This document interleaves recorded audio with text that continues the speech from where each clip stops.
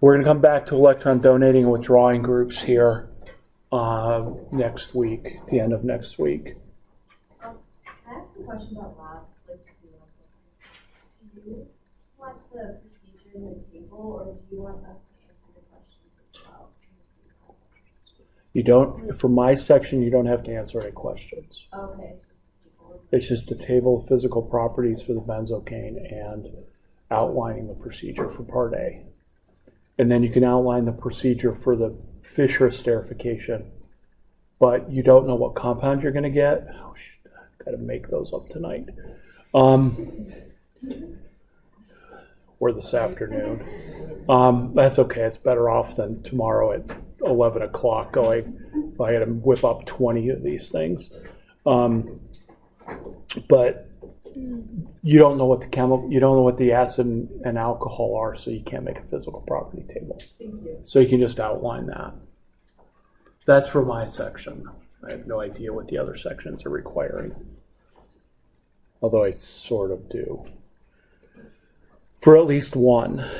Okay. So, any lecture-related questions? And I'll talk about lab here a little bit. All right, so the first, we talked about conjugated and dienes. And conjugated dienes they react slightly differently than just isolated alkenes where there's only one, where there's not single double or double single double, but two single bonds in between the double bonds. They react the same. Conjugated dienes gave us 1,2, 1,4, 1,4 being the new product. So we're going to build on that, and we're going to talk about aromatic compounds. And so the first thing is, let's talk a little bit about basic benzene and then aromaticity and what it means.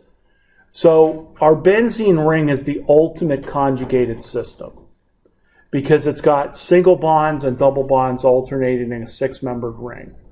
So much so that I could write the second resonance structure of benzene by moving the double bonds over one position so that I would have the other possible benzene structure. So those are my two resonance structures of benzene. The resonance hybrid then would be having partial double bonds all the way around. So all of the carbon-carbon bonds are the same length. They're a perfect 1.5 bonds. And that series of partial double bonds can sometimes lead to putting a circle on the inside of the benzene ring, because that's where the circle comes from.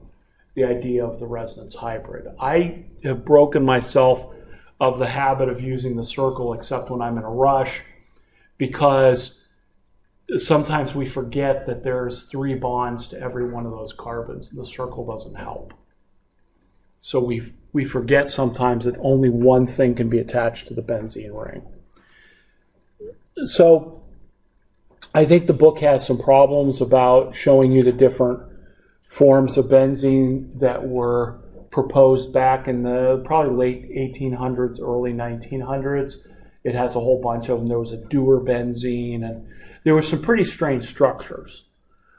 These are called the Kekulé structures, and they're the ones that ultimately were correct. Like the oldest organic book I have in my office is like 1900 something, and in that book the chapter still outlines the pluses and minuses of each of the theories, all of which went by the board in favor of the Kekulé structures. And what was known at the time was that benzene was C6H6. The empirical formula was known, people just didn't know how to put it together. And aromatic compounds, so in raw materials for organic chemicals, crude oil has alkanes, alkenes, and a few alkynes.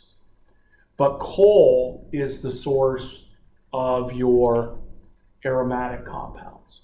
So what you could do is you could take coal, heat it in the absence of oxygen because you don't want to burn it, and then you would get this coal tar that basically would distill over, and that coal tar had all these different aromatic compounds. And that coal tar was the substance that led to developments of things like aspirin, a lot of drugs, a lot of dyes. And Germany was rich with coal, and that's where organic chemistry kind of developed, at least publicly. We don't know really what went on in Russia at the time. So you could take coal, you could make the coal tar, and then people made a lot of different things out of those aromatic compounds. So sort of the mother's milk of alkanes and alkenes is crude oil, and on the opposite end, coal gives you aromatic compounds. So it was known it was C6H6. Kekulé was kind of like, that he was one person that was involved in trying to figure out what the structure was. I guess the myth is that he was imbibing too much in alcoholic beverages one night and fell asleep by the fire thinking about this problem, of course, because that's probably why he was drinking to begin with.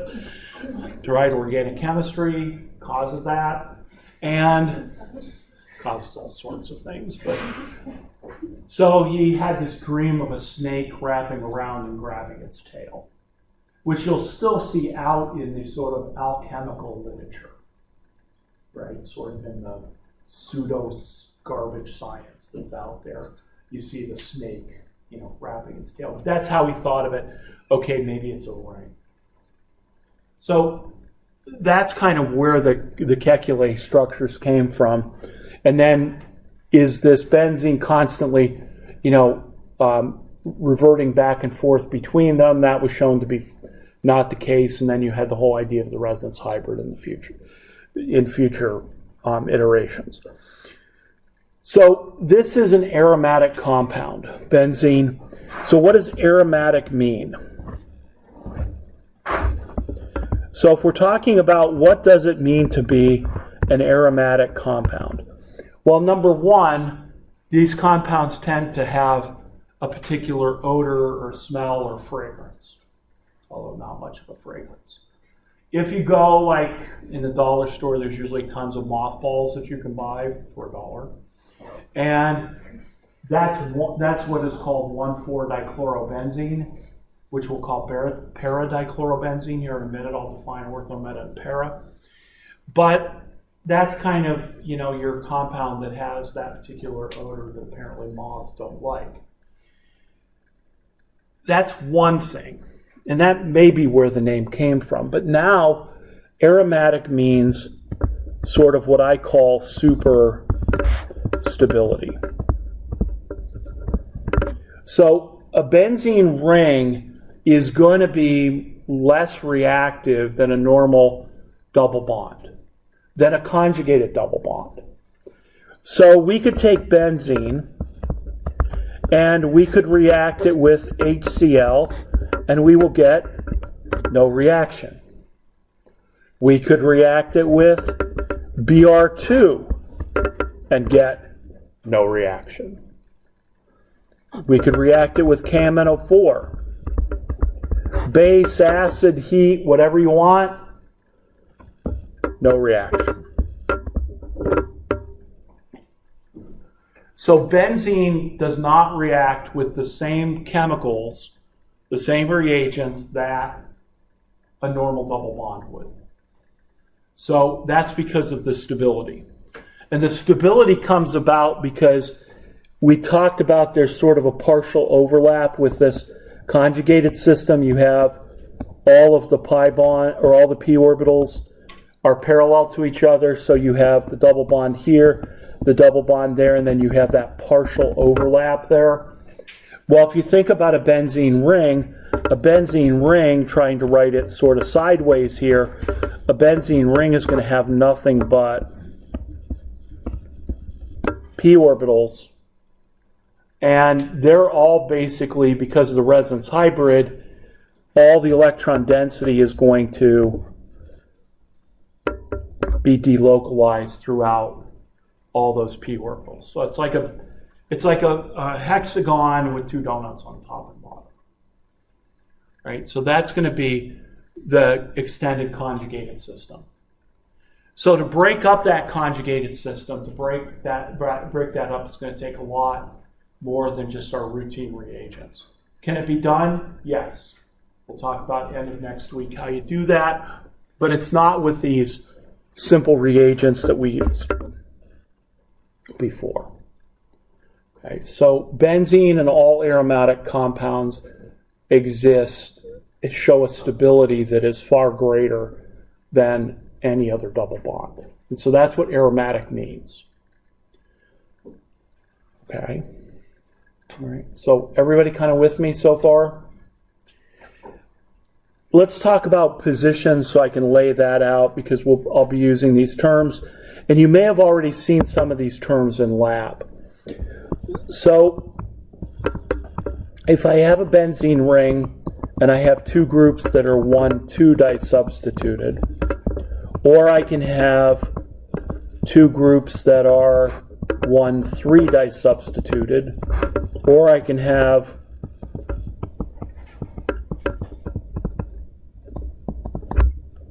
one 4 disubstituted. Those have names that we will commonly use. So 1,2 is ortho, and then meta, and then para. So 1,2 disubstitution is ortho, then meta, and then you have para. So we'll use those terms quite a bit when we're talking about reactions of benzene rings. You may have already seen that. So there's no state law that says I can't talk about a little bit of lab and lecture. In your proton NMR spectrum, when you look between 7 and 8 parts per million, that's where you find the aromatic hydrogens. And if you're putting together a structure, which I know everybody's sort of had to do at this point at least once, when you look through that, you're going to have a series of peaks, and what you're going to do is integrate those peaks out so that will tell you how many hydrogens are on the ring and correspondingly how many groups are on the ring. So if you end up with 5 hydrogens, you just have a single group. If you end up with 4 hydrogens, you have 2 groups. If you had 3 hydrogens, you would have 3 groups on the ring. Now, if you had 2 groups on the ring, so in other words, if you had 4 hydrogens in total in that integration of that area, what you would find is that it's either ortho, meta, or para. Ortho and meta are a mess. You can't tell the difference between ortho and meta. But you can if it's para, because I know everybody, I believe, from at least the problems I've given and some of the problems I've seen that occasionally wander into my office, totally by chance, that sometimes you see 2 doublets in the 7 to 8 region. That tells you that it's a para-disubstituted ring.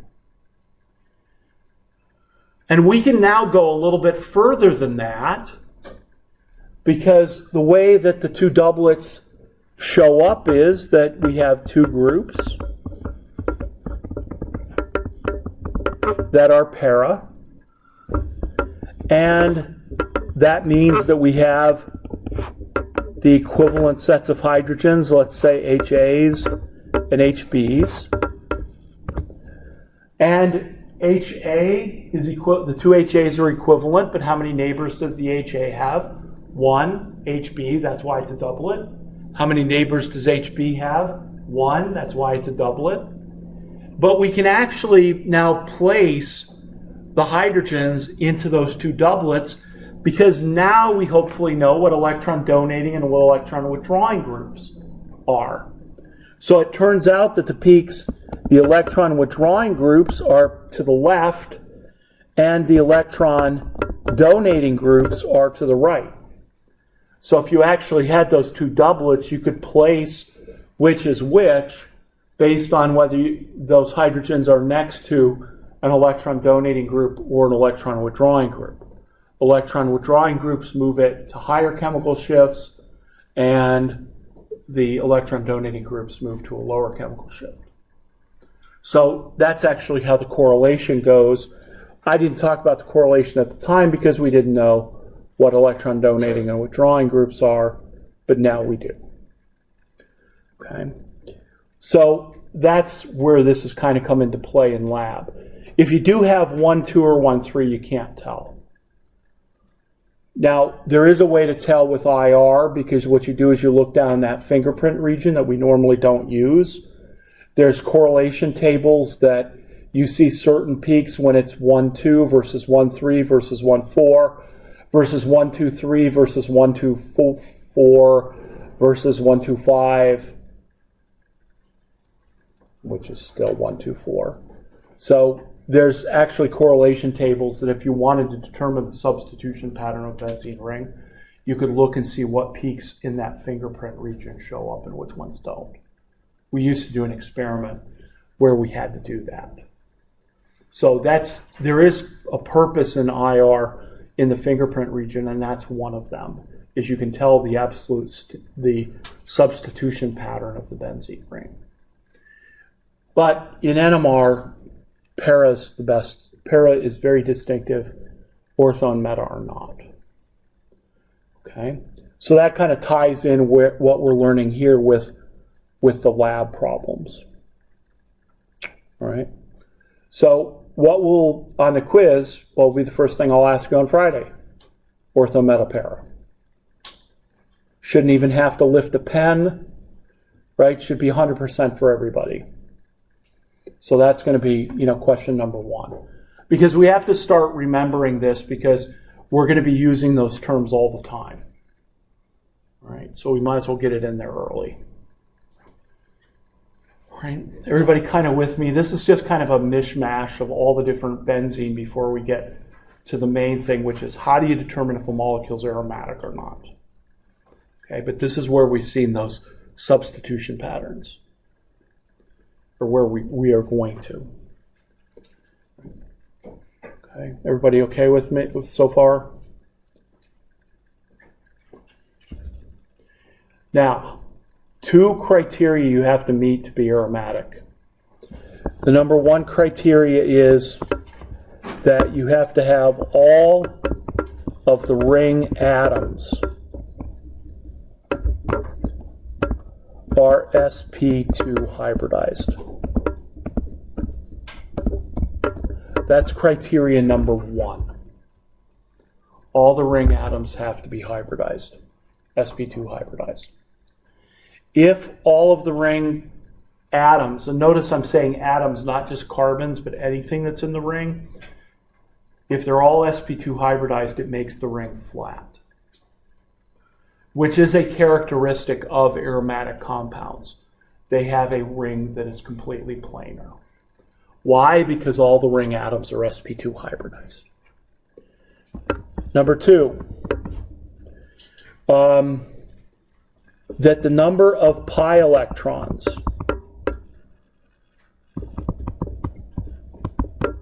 must equal 4n plus 2. Now, 4n plus 2 is an equation that's used to develop the list of numbers that's acceptable. So n is an integer. So that means when n is 0, we've got 2, then 6, then 10, then 14, then 18, etc., etc. And this is what is called Hoople's rule.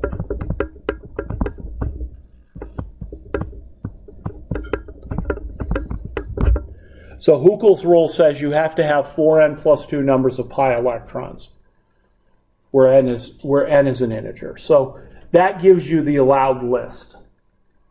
There are no odd numbers on that allowed list. Things like 4 and 8 fall into another formula, which is 4n, and you are anti-aromatic.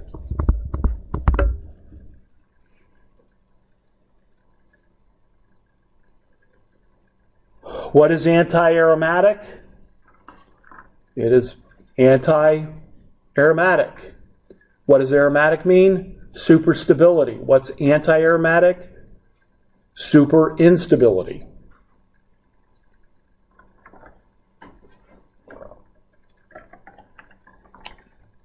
And I'll show you an example of one of those. Does it mean the compound can't be formed? No. It just means it's really unstable. So those are the two criteria. A molecule that passes those two criteria is aromatic. A molecule that passes the first one and 4N is anti-aromatic. Everything else is not aromatic.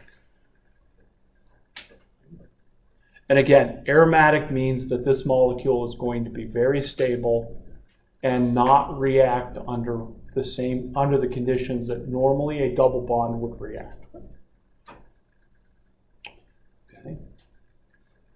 All right, everybody with me, because now we're going to play the game. Aromatic, non-aromatic, or anti-aromatic for the compounds. So we start with benzene.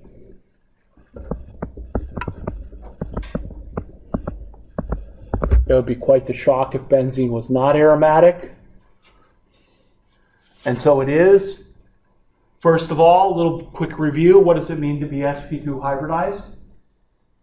It means you have 3 hybrid orbitals and an unhybridized p. That's exactly what all of the carbons in benzene ring has. How do you know if something's sp2 hybridized? It needs to have 3 hybrid orbitals. How do we count hybrid orbitals? Number of single bonds plus the number of lone pairs. So number of single bonds plus the number of lone pairs gives you the number of hybrid orbitals. If that number of hybrid orbitals is 3, it's sp2 hybridized. Okay, so for benzene ring, are all those carbon atoms sp2 hybridized? Yes. Check on criteria number 1. How many total pi electrons does it have? How do we count those? Every double bond is worth 2 pi electrons. So how many does benzene have? It has 6 pi electrons. Does that fit the list? Yes, benzene is aromatic. And so benzene is flat and very unreactive, very stable.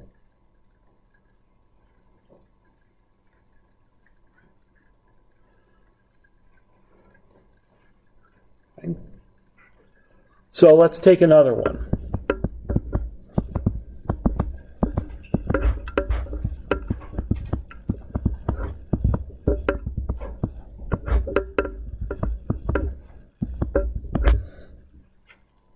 We can take our benzene rings and we can fuse them together to make what are called PAHs.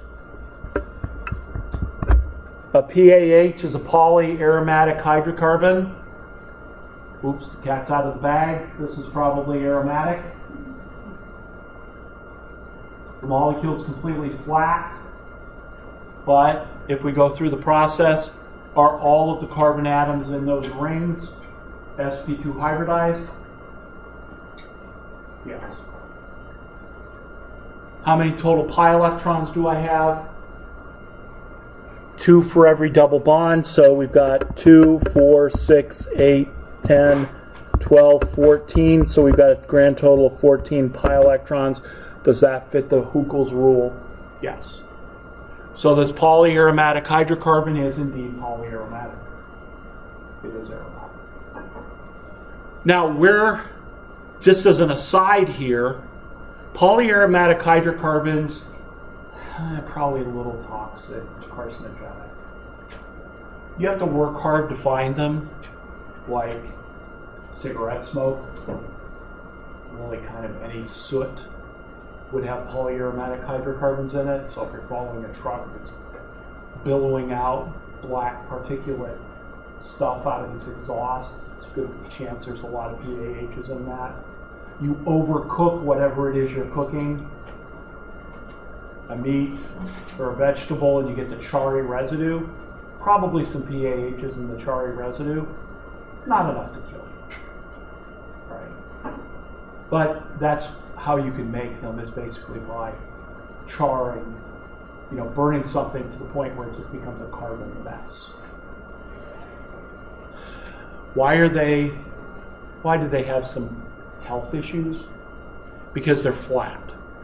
If you think about a DNA molecule, right, there are grooves in the DNA molecule because you're taking the two strands and you're hydrogen bonding them together. The aromaticity shows up in the fact that these things can fit in the grooves, which I believe was called intercalation back when I took my one semester of freshman biology as a second semester senior. While I was taking biochemistry, the curve was in jeopardy. So I never got bonus points. Never had the opportunity for bonus points. It was probably annoying for all the freshmen that were in the class, but I didn't care. That's why when I say I know this much biology, my fingers are almost touching, but not quite. That's because my lack of biology courses, and I might be sandbagging you a little bit on that. I might know a little bit more than just that. But in your DNA molecule, these planar molecules, they can slide. And that's, I think, still the mechanism by which you think they kind of disrupt DNA. The other thing is when you're making DNA yourself, what holds the hydrogen bonds together to hold the strands? Right? That's ATCG. What are they? They're mostly flat planar molecules because that's what gives you a good system to put it together. So if I was designing DNA, I would say, well, I want something flat to be able to hydrogen bond together, and I want something that's probably aromatic because I don't want it to react. So probably a good choice to put some aromaticity in those ATCG base pairs, or at least make them flat and make them as unreactive as possible. Right? Because we don't want the core of our DNA to react. So that's what PAH is. That's the downfall of PAHs. But pretty boring. This one not so boring. Let's talk about heterocycles. All a heterocycle is just something that has an oxygen, nitrogen, or sulfur in the ring. Heterocyclic chemistry is very important. I give you ATCG. They have nitrogens in their ring. So, is that aromatic? This molecule is called pyrrole. Is it aromatic? Well, in order to answer that question, we have to talk a little bit about what happens when you put an atom inside of the ring that has lone pairs. Because that atom has a choice. That atom could decide to be sp3 hybridized, right? Because it's got three single bonds to the hydrogen with the hydrogen, and it's got one lone pair. So the nitrogen could say, I'm sp3 hybridized. And if it does, that's the end of the discussion. That's not aromatic. But if the nitrogen says, well, wait, I could be sp3, or maybe I'll take my lone pair and I'll put it into the p orbital and become sp2, then that at least lets me fulfill criteria number 1. And when will it do that? If then it can make the molecule aromatic. So if that nitrogen says, I'm going to become sp2 hybridized, the molecule is going to look something like this. Okay. I'm going to have my 4 p orbitals of my 2 double bonds. My nitrogen says I'm going to become sp2 hybridized, and I'm going to have an unhybridized p orbital now, and that's where I'm going to stick my lone pair. Why would it do that? Well, it does that because originally in the pyrrole there's 4 pi electrons. 4 does not equal 6. But if the nitrogen becomes sp2 hybridized, it can now throw 2 more into the mix, so that now I will have a grand total of 6 pi electrons, which fits the rule. So in terms of becoming sp2 hybridized, check rule number 1. Now I have 2, 4, 6 pi electrons. Pyrrole is aromatic.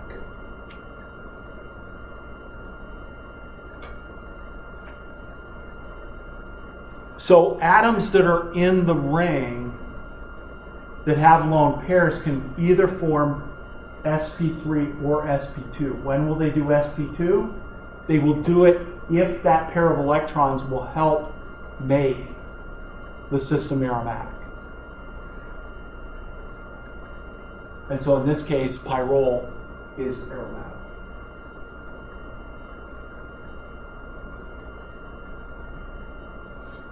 Now, along with this is the idea of the nitrogen being basic. Nitrogen is normally a basic atom, right? It normally accepts an H+. How does it accept the H+? Through the lone pair. Well, if the lone pair is part of now this extended pi system, it is unavailable to bond an H+. So in pyrrole, the nitrogen is not basic because its lone pair is tied up in being aromatic, and it's not available to bond an H+.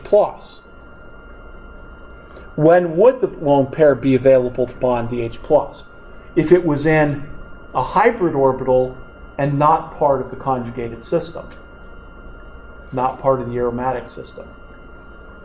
So I'll give you an example of when nitrogen would be basic in an aromatic system, but in this case, pyrrole is not, that nitrogen is not basic.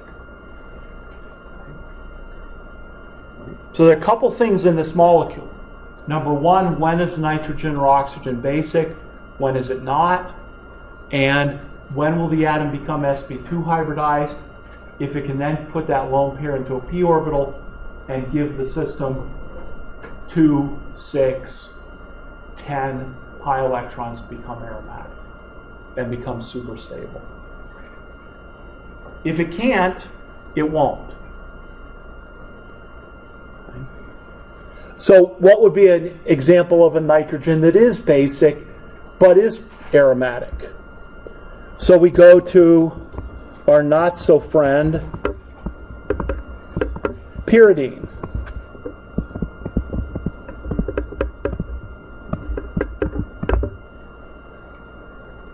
Pyridine of PCC fame. They're like, oh, it's PCC. PCC was pyridinium chlorochromate, which was what we used to oxidize a primary alcohol only to the aldehyde. So if I add HCl to pyridine, it will protonate that nitrogen, because that's the pyridinium ion. So pyridine is an excellent base. It is sometimes used, you'll see it in reactions, because anytime we generate an H+, and I don't want that H+ protonating something else in my molecule, I use pyridine, because the pyridine will grab the H+ and it's done. It's tied up with that. And will basically, it's a sponge that absorbs the H+. How? Well, is this aromatic? Nitrogen, in this case, has 1, 2 single bonds and a lone pair, so it's automatically sp2 hybridized. If I draw out the picture of this, since it's already sp2 hybridized, I've got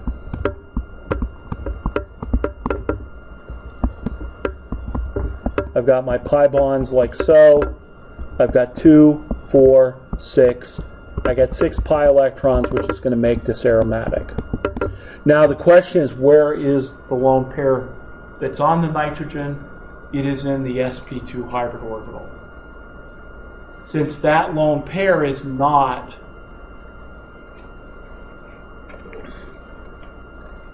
since this lone pair right here is not part of the pi system, it is available to accept a proton. So a pyridine nitrogen is very basic. One lone pair, well, actually, the first is already tied up as a double bond, but this lone pair is not part of the aromatic system. It is available for an H+. So that's an example of a nitrogen in an aromatic system that is basic. So pyridine is also aromatic. That's a tad bit toxic as well. It's a reproductive hazard mostly for men. So it has issues because of its flatness and its basic nature. And then you put it together with the chromate in PCC, and that's why we need Swern and Desmartin and all those other environmentally friendly reagents. Right. So far we have aromatic. How about anti-aromatic? Here's a couple of classic anti-aromatic compounds. Cyclobutadiene.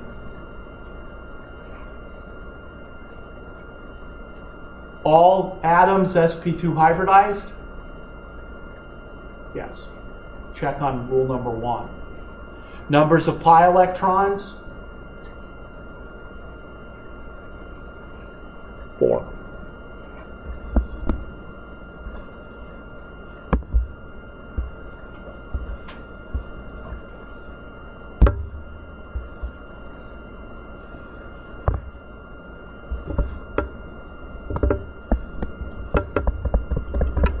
Pi electrons. That fits the 4n rule. So this one would be anti-aromatic. And what does that mean? It's really unstable. Is it possible to make it? Well, in general, chemistry is such that, I don't think probably a lot of science is like this, then if there's a rule to be broken, I mean, there's an egocentric chemist out there who's going to try and break that rule. Now, for the most part, people have given up trying to transmute lead into gold, right? The Rumpelstiltskin approach. Well, that was straw into gold, but that was all alchemy. For the most part, people are trying not to do that because that's probably not going to make you a famous scientist. But in this case, hey, there's a molecule that's super unstable. I'm going to make it. And then I'm going to get fame and fortune. Well, no fortune, but you're going to, probably somebody's going to know you did that. So actually, they were able to make that molecule. It exists for less than a second. But enough time to get its structure. I think it's a parallelogram.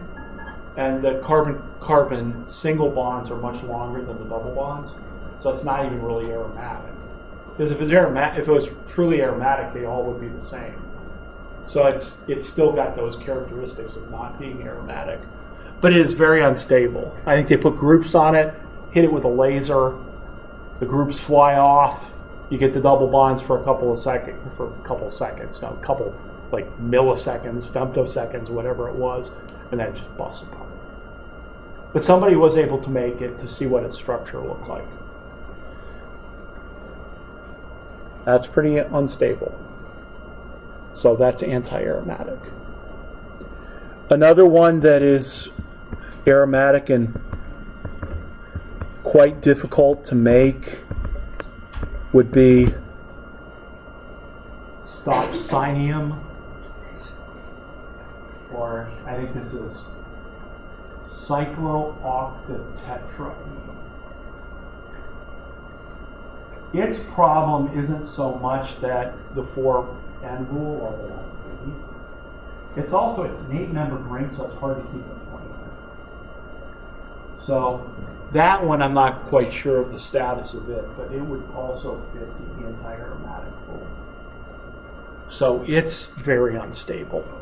So those are just a couple of examples of things that would be anti-aromatic. What would be non-aromatic? Well, here's one of my favorite problems that usually causes great debate amongst people, and that is to take this molecule with a nitrogen and an oxygen, with its two lone pairs, and say, what is that? And so this illustrates another potential issue. This molecule right here is going to be non-aromatic.